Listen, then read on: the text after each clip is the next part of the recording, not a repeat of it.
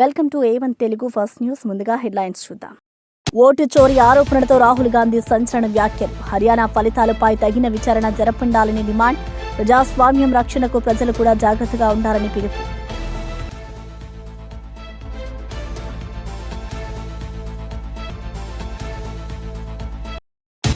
రైతుల నిర్లక్ష్యంపై బొత్స సత్యనారాయణ ఘాటు విమర్శ. తుఫాన్ బాధితులకు సహాయం వేగవంతం చేయాలని బొత్స డిమాండ్. ఇన్సూరెన్స్ ప్రీమియం చెల్లించకపోతే నష్టం పూరించలేమని హెచ్చరిక. రైతు సంక్షేమం మాటల్లోనే కాదు చేతల్లో చూపండని బొత్స పిలుపు. జగన్ పర్యటనలో అబద్ధమని కొల్లు రవీంద్ర తీవ్ర వ్యాఖ్యలు. గ్రామీణ బాధ్యత పట్టించుకుంటేనే నాయకత్వమని కొల్లు స్పష్టం. పంట నష్ట నివేదికలను పారదర్శకంగా విడుదల చేయాలని కౌంటర్.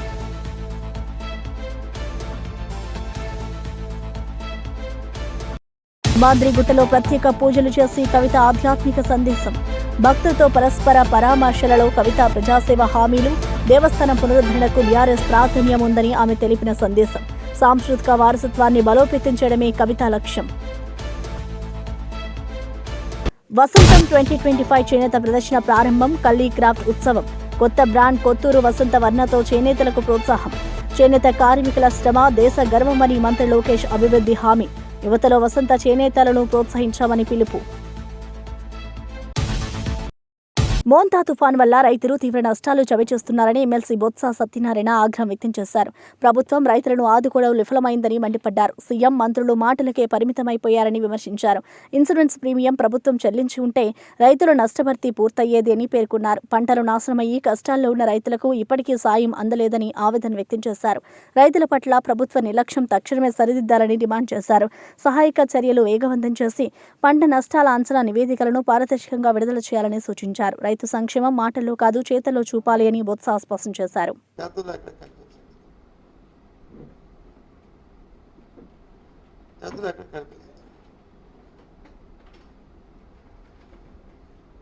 ఇప్పటికప్పుడే పంట వాటర్ సీడ్ అయిపోయింది, ఆ నీరు పోయింది, ఎక్కడెక్కడ పంటలు పోయో అని తెలుస్తుంది.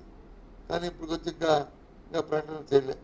ఇంకా రేపు ఎన్నడూ చేస్తామంటున్నారు.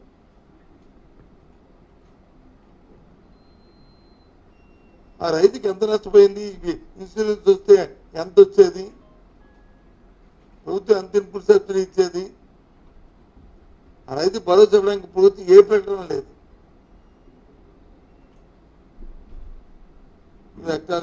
ఎకరానికి ఎంత ఇస్తామని చెప్తున్నారు తప్ప మరి రైతు నష్టపోయిన 100% ఎవరిస్తారు? అది ఇన్సూరెన్స్ కట్టుకుంటే వాళ్ళకి వచ్చేది కదా.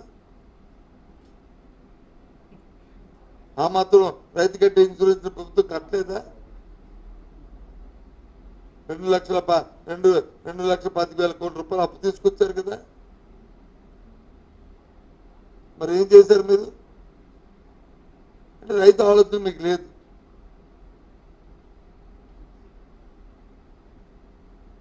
రైతుల శ్రేయస్ గురించి ఆలోచించే పరిస్థితి కూడా మీకు లేదు. తిరిగి పైపెచ్చు మా మీద ఏదైనా మాట్లాడితే మా రెస్పాన్స్ మాట్లాడతాం, మా రెస్పాన్సిబిలిటీ. ఎందుకంటే మేము మా ప్రభుత్వం 5 సంవత్సరాల్లో మేము రైతుకి చేశాం కాబట్టి.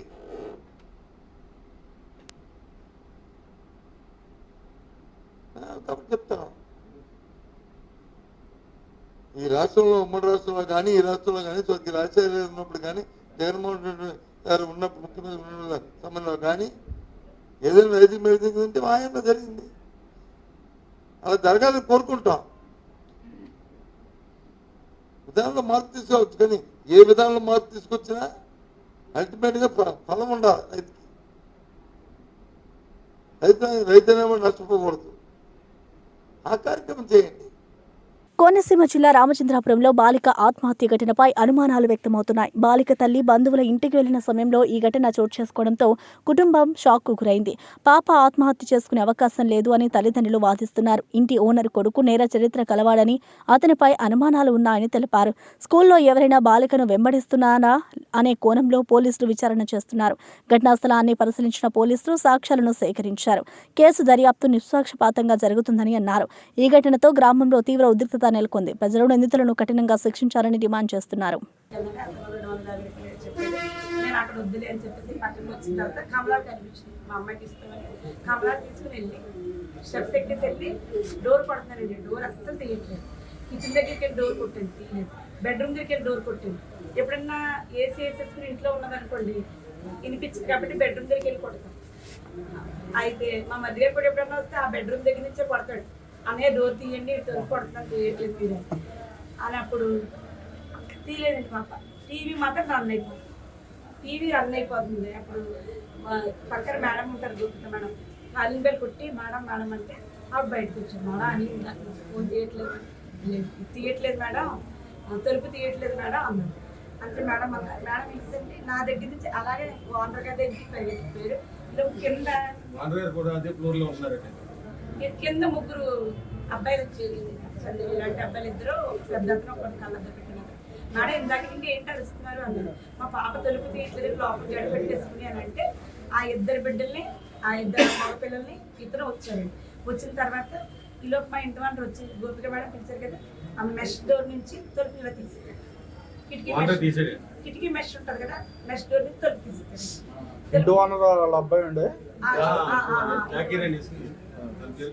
అయితే తలుపు తీసింది. తలుపు తీగా నేను ఏం చేశానండి, పాప ఎక్కడుందో వెతుకుని ఎక్కడిపోతున్నా నా వెనకతలే మేడము, ఆ ఇద్దరు పిల్లలు, ఆ కళ్ళద్దరు పెట్టుకున్న అతను మా వాళ్ళు వచ్చేసి వచ్చి ఇలా చూడబడికి నేను పూరేసేసుకుని బాబోయ్ బాబోయ్ బాబోయ్ అంటే బెడ్రూమ్ తొలిపెట్టలేదు.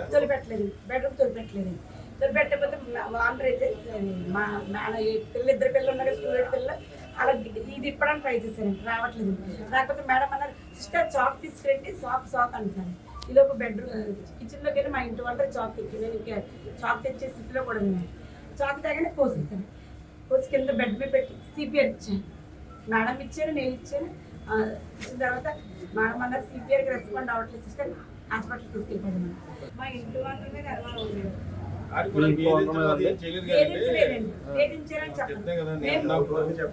3 years వచ్చారు కదండి, 3 years నుంచి నాకు అలాంటి ఎదింపులు ఏం జరగలేదు. కానీ నిన్న అయితే మా ఇంటి వాళ్ళ మీద డౌట్ వచ్చింది. వైఎస్ఆర్ కాంగ్రెస్ పార్టీ అధినేత జగన్ రైతుల పరామర్శ పేరుతో అబద్ధాల యాత్ర చేస్తున్నారని మంత్రి కొల్లు రవీంద్ర మండిపడ్డారు. తుఫాను వచ్చిన 9 రోజుల తర్వాత పరామర్శకు వెళ్లడం నాటకం కంటే తక్కువ కాదని వ్యాఖ్యానించారు. కూటమి ప్రభుత్వం రైతులకు ఏమీ చేయలేదని చెప్పడం దారుణమన్నారు. ప్రజలతో సమానంగా బాధను పంచుకోవడమే నాయకత్వ లక్ష్యమని, కానీ జగన్ మాత్రం రాజకీయ లాభం కోసం ఈ యాత్ర చేస్తున్నారని విమర్శించారు. ప్రభుత్వం రైతుల పంట నష్టాలను అంచనా వేసి నష్టపరిహారం చెల్లించేందుకు చర్యలు తీసుకుంటుందని పేర్కొన్నారు. వాస్తవాలు మర్పించి మాయమాటలతో ప్రజలను మోసం చేయాలనుకోవద్దు అని హెచ్చరించారు. నిన్నటికి వారం అయింది అంటే ఆ మంగళవారం తుఫాన్ వస్తే మళ్ళీ మంగళవారం కంటే దగ్గర 9 రోజులకి మళ్ళీ ఆయనకి ఈయన వచ్చాడు. అంటే 9 రోజులు రైతులు ఏమైపోయారో అయ్యేం పట్టించుకోవాలి. అట్లాగే నిన్న వచ్చినటువంటి సందర్భంలో కూటమి ప్రభుత్వం రైతులకి ఏమీ చేయలేదని చెప్పి అని ప్రయత్నం చేశాడు. కానీ ఎవ్వరూ నమ్మల, ఆయన యాత్రను ఎవ్వరూ నమ్మల. జనం లేక వాళ్ళు ఏదో ఒక నాయకులను తోలుకొచ్చి వాళ్ళతో ఏదో మాట్లాడించాలని చాలా ప్రయత్నాలు చేశారు.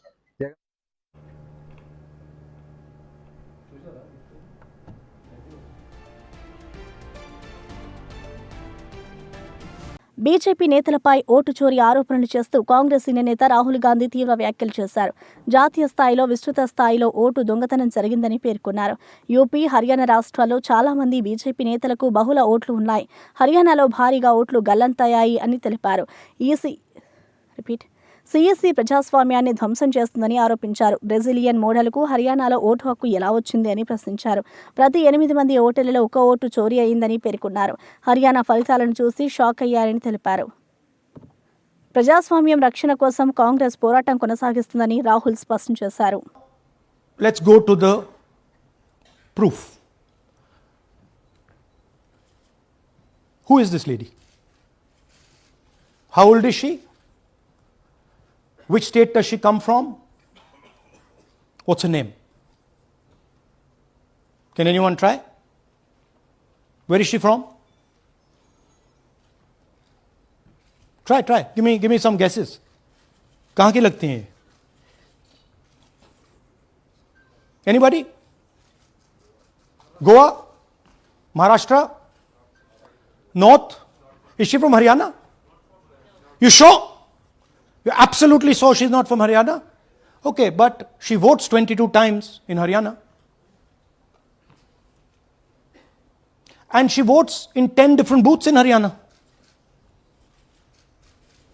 And she's got multiple names. Seema, Sweetie, Saraswati, Rashmi, Vimla. Now what's interesting about this and why I'm opening with this slide. Go back please. Why I'm opening with this slide is because this happens in 10 booths.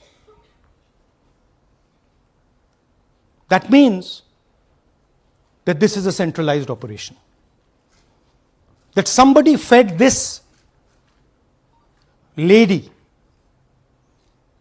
into the electoral list at a centralized level, not at the booth level.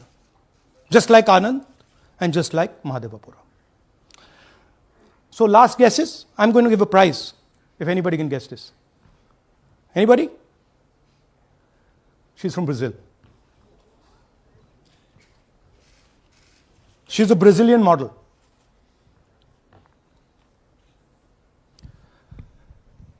That's a stock photograph.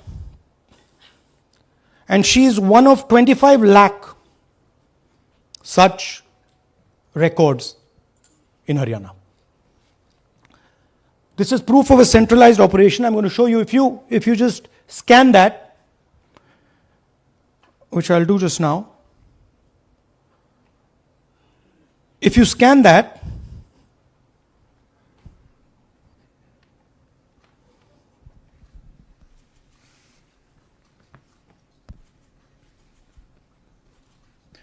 this opens.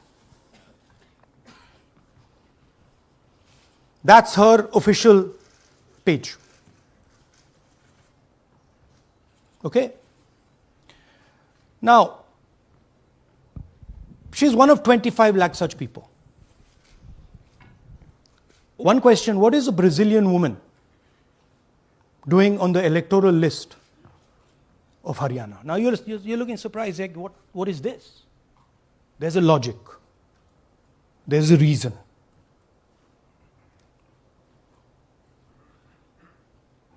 Telangana జాగృతి అధ్యక్షురాలు MLC Kalvakuntla Kavitha Balkonda నియోజకవర్గంలోని లింబాద్రిగుట్ట శ్రీ లక్ష్మీనరసింహస్వామి దేవస్థానాన్ని సందర్శించారు. ఆలయంలో స్వామివారిని దర్శించి ప్రత్యేక పూజలు నిర్వహించారు. ఈ సందర్భంగా ఆమె రాష్ట్ర ప్రజలకు శాంతి సౌభాగ్యం కలగాలని ప్రార్థించారు. ఆలయ ప్రాంగణంలో భక్తుల సందోహం కనిపించింది. ఆలయ అర్చకులు కవితకు తీర్థ ప్రసాదాలు అందించారు. తరువాత మీడియాతో మాట్లాడిన ఆమె తెలంగాణలో దేవాలయ పునరుద్ధరణ కార్యక్రమాలకు బీఆర్ఎస్ ప్రభుత్వం ప్రాధాన్యం ఇచ్చిందని గుర్తు చేశారు. అభివృద్ధి, ఆధ్యాత్మికత కలిసి సాగాలన్నది తమ లక్ష్యమని చెప్పారు. మహిళా సాధికారత, సాంస్కృతిక వారసత్వం పరిరక్షణ కోసం తెలంగాణ జాగృతి నిరంతరం కృషి చేస్తుందని తెలిపారు. లేదు, చాలా నష్టం జరుగుతున్నది. మరి ఇంత వాన పడ్డది, దాదాపు 4-5 లక్షల అప్పు మీద పడ్డది. 6 ఎకరాలు కౌలుకు తీసుకున్నటువంటి రైతు అతను. మరి ఆ రైతు కుటుంబాన్ని సందర్శించి ఇప్పుడే పరామర్శించి రావడం జరిగింది. వాళ్ళ కుటుంబం అంతా కూడా ముక్త కంఠంతో ఒకటే చెప్తా ఉన్నారు, ఇది కేవలం ప్రభుత్వం చేసినటువంటి హత్య తప్పితే ఇంకోటి కాదు. ఎందుకంటే కనీసం టైంకు యూరియా ఇచ్చులేదు. పోనీ యూరియా రాలేదు, మంచికో చెడుకో ఏదో చేసి పత్తేసుకున్నాం అనేటటువంటి దశలో ప్రకృతి వైపరీత్యం వానలు పడ్డాయి. మరి వానలు పడ్డప్పుడు కనీసం ప్రభుత్వం కొంత మానవత్వం ప్రదర్శించి మరి మాయిశ్చర్ కంటెంట్ 8, 12 ఇట్లా లెక్కలు పెట్టుడు కాదు, తడిసినా ఏమైనా మొలకలెత్తినా మేము కొంటామంటే రైతుకు ధీమా ఉంటుంది. ఇదివరకు అట్లా అన్నం, ఇదివరకు అట్లా కొన్నాం. కానీ ఇప్పుడున్న ప్రభుత్వం ఆ ధీమా ఇస్తలేదు రైతుకి. ఆ ధీమా ఇస్తే మనిషి బతకొచ్చు, ఇవాళ కాకపోతే రేపు అమ్ముడు పోతుంది కదా, 2 పైసలు వస్తాయి కదా, అప్పు తీర్చొచ్చు అని అనుకోవచ్చు. కానీ ఇవాళ ఆ పరిస్థితి లేక ప్రభుత్వం వాళ్ళలో ఆ విశ్వాసం కల్పించక ఇవాళ ఒక యువ రైతు మరి ఆత్మహత్య చేసుకోవడం అన్నది చాలా దారుణం. మరి ఆ పరిస్థితి ఇంకా ఎవరికి రాకూడదు తెలంగాణలో అని ప్రభుత్వం భావిస్తే ఖచ్చితంగా ఒక ధీమా ఇవ్వాలి. ముఖ్యమంత్రి గారు బయటకు వచ్చి ప్రకటన చేయాలి. అది వరి కావచ్చు, మక్క కావచ్చు, పత్తి కావచ్చు, విజయవాడలో మంత్రి నారా లోకేష్ చేనేత వస్త్ర ప్రదర్శన వసంతం 2025 ను ఘనంగా ప్రారంభించారు.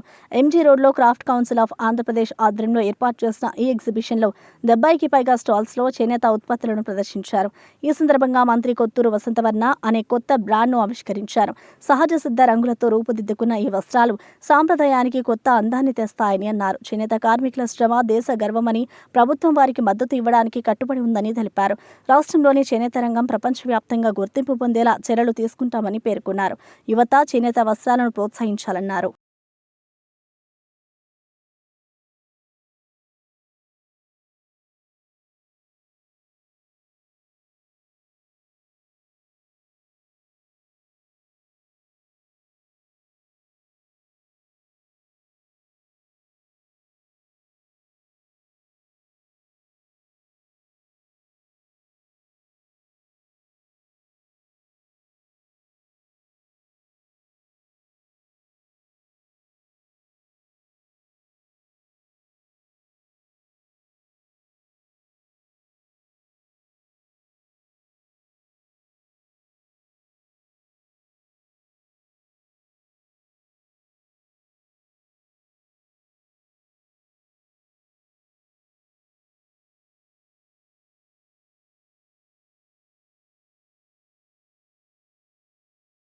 లండన్ మీ ఫెయిర్ హాల్లో జరిగిన గౌరవ కార్యక్రమంలో నారా భువనేశ్వరి 2 ప్రతిష్టాత్మక అంతర్జాతీయ అవార్డులను అందుకున్నారు.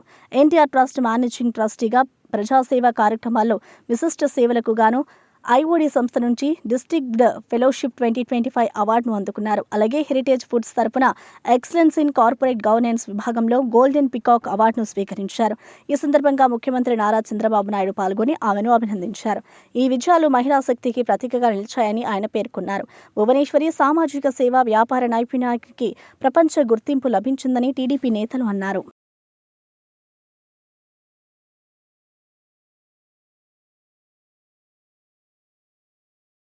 జూబ్లీహిల్స్ నియోజకవర్గంలో కాంగ్రెస్ నేత రేవంత్ రెడ్డి ముస్లింలపై చేసిన వ్యాఖ్యలపై బీఆర్ఎస్ ముస్లిం నేతలు ఆగ్రహం వ్యక్తం చేశారు. వెంటనే క్షమాపణలు చెప్పాలని, లేని పక్షంలో కాంగ్రెస్ ముస్లిం నేతలను ఆ ప్రాంతంలో తిరగనివ్వరని హెచ్చరించారు. ప్రభుత్వం ముస్లింల వ్యాపారాలపై అన్యాయ చర్యలు తీసుకుంటుందని ఆరోపించారు. రహమత్ నగర్ కార్పొరేటర్ షఫీ హోటల్ను సీజ్ చేయడం ముస్లింలపై వివక్షకు ఉదాహరణ అని పేర్కొన్నారు. రేవంత్ రెడ్డి వ్యాఖ్యలు సమాజంలో విద్వేషాన్ని రేపుతున్నాయని అన్నారు. ప్రజాస్వామ్యంలో ప్రతి వర్గం గౌరవంగా జీవించేందుకు ప్రయత్నించాలన్నారు. ముస్లిం సమాజం సహనంగా ఉన్న అవమానాన్ని మాత్రం భరించదు అని నేతలు స్పష్టం చేశారు. कांग्रेस है तो मुसलमान है, कांग्रेस है तो आपकी इज्जत है, जब कांग्रेस नहीं है अब कुछ नहीं है. కాంగ్రెస్ సీఎం రేవంత్ రెడ్డి వ్యాఖ్యలపై మైనారిటీ నేత అబ్దుల్ ముఖీ చంద్ తీవ్రంగా ఆగ్రహం వ్యక్తం చేశారు. రేవంత్ ముస్లింలు ఉన్నారు అంటే కాంగ్రెస్ వల్ల అని చెప్పడం దారుణమన్నారు. రేవంత్ ఆర్ఎస్ఎస్ విద్యార్థి అని అందరికీ తెలుసని పేర్కొన్నారు. కిషన్ రెడ్డి, రేవంత్ కలిసి ముస్లింలను బెదిరింపులకు గురి చేస్తున్నారని ఆరోపించారు. ముస్లిం సమాజం శాంతి, సహనానికి ప్రతీక అయిన అవమానాన్ని మాత్రం భరించదు అని హెచ్చరించారు. మత సామరస్యాన్ని కాపాడడం ప్రభుత్వ కర్తవ్యమని, విభజన రాజకీయాలు ప్రమాదకరమని అన్నారు. రాష్ట్ర ప్రజలు ఇలాంటి నేతలకు తగిన బుద్ధి చెబుతారని పేర్కొన్నారు. ప్రజాస్వామ్యంలో ప్రతి వర్గం గౌరవంగా జీవించేందుకు హక్కు ఉందని మైనారిటీ నేతలు స్పష్టం చేశారు. उन्होंने मुसलमानों को खबरस्तान देकर फैलाने फुसलाने की कोशिश की तो मुसलमान नहीं भले फुसले. जब उन्होंने एक मुसलमान को मिनिस्टर बनाकर बहलाने फुसलाने की कोशिश की तब भी इंटेलिजेंस की रिपोर्ट आई कि मुसलमान इनके बहकावे में नहीं आए.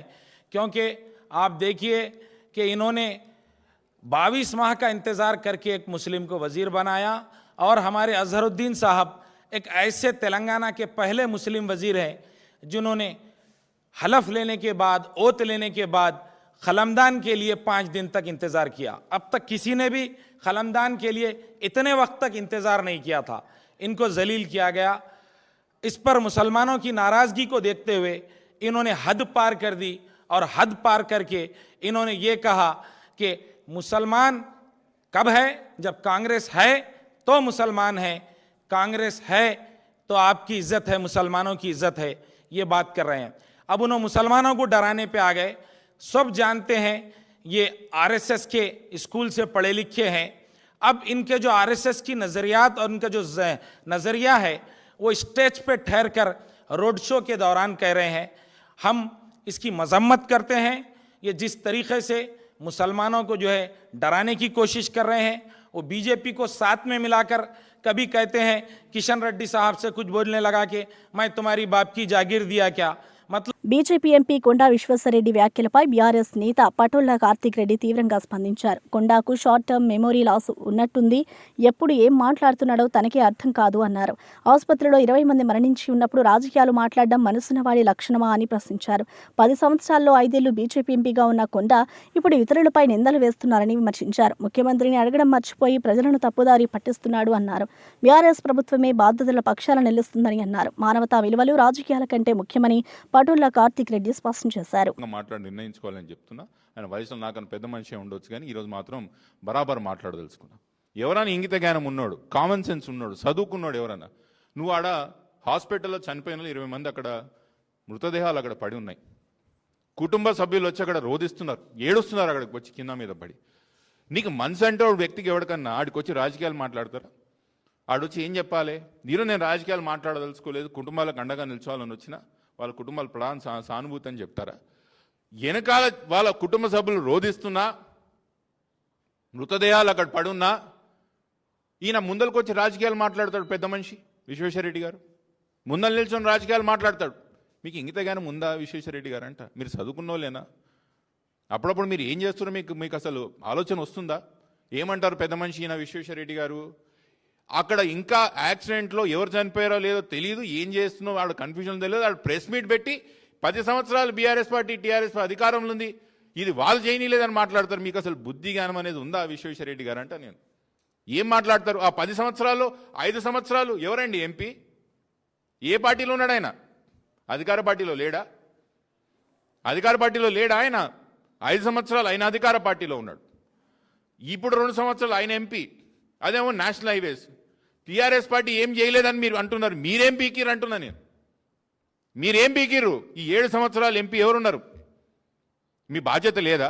నిత్యం వాళ్ళు చేయలేదు వీళ్ళు చేయలేదు, మళ్ళీ నువ్వేం చేసినావు? అవతలో ఏం చేయలేదు సరే, ఎంపీగా మళ్ళీ మీరేం చేసిరు అంటున్నా నేను. అసలు మీ ప్రపోజల్ ఏంది? ఈ 2 సంవత్సరాలు ఎన్జీటీలో కనీసం మీరు ఒక్కరోజైనా ఫాలోఅప్ చేసిండ్రా? ఒక్కరోజైనా నాలాగా మీరు పోయొచ్చిండ్రా? స్థానికంగా అప్పీల్ చేసిండ్రా? ఇంకా విచిత్రం నాకు అర్థం కాదు. నిన్న కూడా ఆయన ప్రెస్ మీట్ పెట్టి కొత్తగూడెం ఎక్సైజ్ సీఐ వేధింపుల కారణంగా మహిళా కానిస్టేబుల్ ఆత్మహత్యయత్నం చేసిన ఘటన కలకలం రేపింది.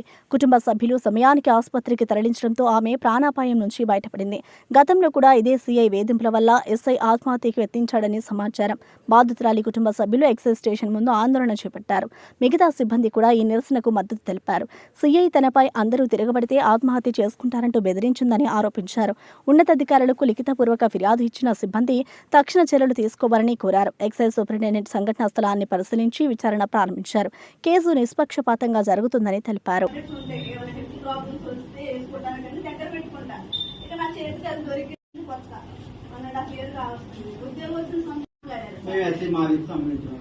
అంటే మామూలు మాకు గుర్తు చేస్తున్నట్టు సార్, మీరు అన్నగారు దూరం ఉండడానికి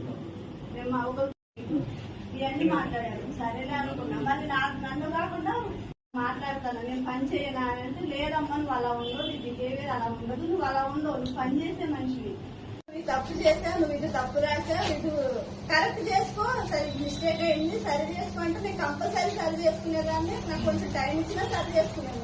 అసలు అదేమి లేదు సార్, ఎందుకు టార్గెట్ చేస్తున్నారో తెలియదు నాకు. మిమ్మల్ని తెలిసేదని అడిగి ఉంటారు కదా, పర్సనల్ గా అయినా ఇష్యూ ఏంటిది, అసలు ఎందుకు జరుగుతుంది ఏంటిది అనేది ఈ విషయం ఏదైనా మీకు కొద్దిగా ఇంట్రడక్షన్ అనేది ఇచ్చి ఉంటుంది కదా? ఇవ్వలేదు సార్. పులివెందుల మెడికల్ కాలేజీలో ఆధునిక పరికరాలను తరలించడం దారుణమని వైఎస్ఆర్ కాంగ్రెస్ పార్టీ తీవ్రంగా ఖండించింది. పార్టీ నేతలు మాట్లాడుతూ నెల రోజులుగా మెడికల్ కాలేజీల ప్రైవేటీకరణకు వ్యతిరేకంగా పోరాటం చేస్తున్నాం, కానీ ప్రభుత్వం స్పందించడం లేదు అని ఆగ్రహం వ్యక్తం చేశారు.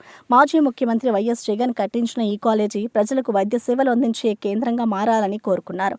ఇక్కడ ఉన్న టీడీపీ నేతలు మా కార్యకర్తలను హెరాస్ చేయడం కాకుండా తమ నాయకత్వాన్ని వినియోగించి పరికరాల తరలింపును ఆపాలని విజ్ఞప్తి చేశారు. ప్రజల వద్దకెళ్లి కోటి సంతకాల సేకరణ చేస్తూ ఉంది ఈ ప్రైవేటీకరణకు వ్యతిరేకంగా. మరి ఇంత పెద్ద ఎత్తున ప్రజల్లో ప్రైవేటీకరణ పట్ల నిరసన వస్తే, ఇంత పెద్ద ఎత్తున వ్యతిరేకత వస్తే కూటమి ప్రభుత్వానికి కనీసం చీమ కొట్టినట్టు కూడా లేదు. ఎంత తోలుమందంగా వాళ్ళ ప్రవర్తన ఉందంటే, నిన్నటి రోజున పులివెందుల మెడికల్ కాలేజీలో ఏదైతే జగన్మోహన్ రెడ్డి గారు ముఖ్యమంత్రిగా ఉన్నప్పుడు ఆ బిల్డింగ్లన్నీ పూర్తి చేసి హాస్పిటల్ అక్కడికి తీసుకొచ్చి మెడికల్ కాలేజీలకు కూడా సీట్లు మంజూరు అయ్యాయో ఆ సీట్లు వద్దని చెప్పి వీళ్ళు వెనక్కి పంపారు. ఆ మెడికల్ కాలేజీలో ఆ హాస్పిటల్లో అత్యాధునికమైన ఎక్విప్మెంట్ను జగన్మోహన్ రెడ్డి గారు అప్పట్లో మరి పర్చేస్ చేయడం జరిగింది. ఆ గవర్నమెంట్ పర్చేస్ చేయడం జరిగింది. ఇవాళ ఈ కూటమి ప్రభుత్వం వచ్చిన తర్వాత నిన్నటి రోజున ప్రభుత్వము పులివెందుల్లో ఉన్న అత్యాధునికమైన మరి పరికరాలన్నీ కూడా ఎక్విప్మెంట్ అన్నీ కూడా గుంటూరు కని కర్నూలు కని వాళ్ళు షిఫ్ట్ చేస్తూ ఉన్నారు. అంటే నేను అడుగుతా ఉన్నా, ఇంత ఘోరమా? నెల రోజులుగా ఇంత పెద్ద ఎత్తున ఈ ప్రైవేటీకరణ పట్ల మేము నిరసన తెలుపుతా ఉన్నాం, ప్రజలు నిరసన తెలుపుతా ఉన్నారు. దానికి మీరు స్పందించకపోగా మళ్ళా పులివెందుల మెడికల్ కాలేజీలో, పులివెందుల ఆసుపత్రిలో, మెడికల్ కాలేజీకి సంబంధించిన జీజీహెచ్లో, గవర్నమెంట్ జనరల్ హాస్పిటల్లో ఉన్న పరికరాలను కూడా, అత్యాధునికమైన పరికరాలను కూడా ఇక్కడ నుంచి మీరు షిఫ్ట్ చేసి వేరే చోటికి షిఫ్ట్ చేస్తూ ఉన్నారంటే ఈ ప్రాంతం పట్ల, ప్రజల పట్ల ఎంత నిర్లక్ష్య వైఖరితో మీరు ఉన్నారని చెప్పడానికి ఇంతకంటే వేరే ఉదాహరణ అక్కర్లా. పులివెందుల ప్రాంతంలో ఉన్న సోకాల్డ్ ఈ టీడీపీ నాయకులు, ఇన్ఛార్జి, లేకుంటే ఈ జిల్లాకు సంబంధించిన టీడీపీ నాయకులు, వీళ్ళందరినీ కూడా నేను గట్టిగా అడుగుతా ఉన్నా, ఎంతసేపు ఈ జిల్లాలో అన్ని నియోజకవర్గాల్లో మీరు అధికారంలోకి వచ్చినప్పటి నుంచి ఎంతసేపు డీలర్షిప్లు బీకినామా లేదా, వైఎస్ఆర్ కాంగ్రెస్ పార్టీకి సంబంధించిన ఫీల్డ్ అసిస్టెంట్లను బీకినామా లేదా, లేకుంటే అంగన్వాడీ ఉద్యోగులు బీకినామా లేదా, లేకుంటే యానిమేటర్లు ఉద్యోగాల నుంచి బీకినామా లేదా? ఈ కాదండి మీరు చేయాల్సింది. బులెటిన్ ముగించే ముందు హెడ్లైన్స్ మరోసారి చూద్దాం. ఓటు చోరీ ఆరోపణలతో రాహుల్ గాంధీ సంచలన వ్యాఖ్యలు. హర్యానా ఫలితాలపై తగిన విచారణ జరపండాలని డిమాండ్. ప్రజాస్వామ్యం రక్షణకు ప్రజలు కూడా జాగ్రత్తగా ఉండాలని పిలుపు.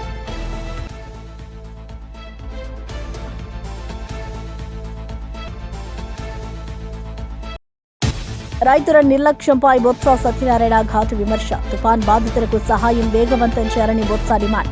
ఇన్సూరెన్స్ ప్రీమియం చెల్లించకపోతే నష్టం పూరించలేమని హెచ్చరిక. రైతు సంక్షేమం మాటల్లోనే కాదు చేతల్లో చూపండని బొత్స పిలుపు. జగన్ పర్యటనను అబద్ధమని కొల్లు రవీంద్ర తీవ్ర వ్యాఖ్యలు. గ్రామీణ బాధ్యత పట్టించుకుంటేనే నాయకత్వమని కొల్లు స్పష్టం. పంట నష్ట నివేదికలను పారదర్శకంగా విడుదల చేయాలని కౌంటర్.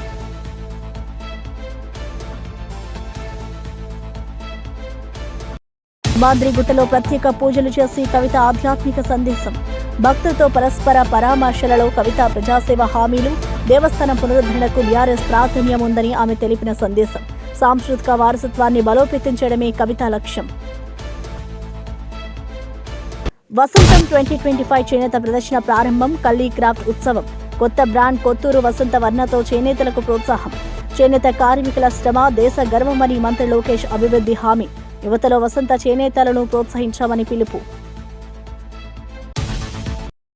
ఇవి బులెటిన్ విశేషాలు. చూస్తూనే ఉండండి A1 తెలుగు ఫస్ట్ న్యూస్.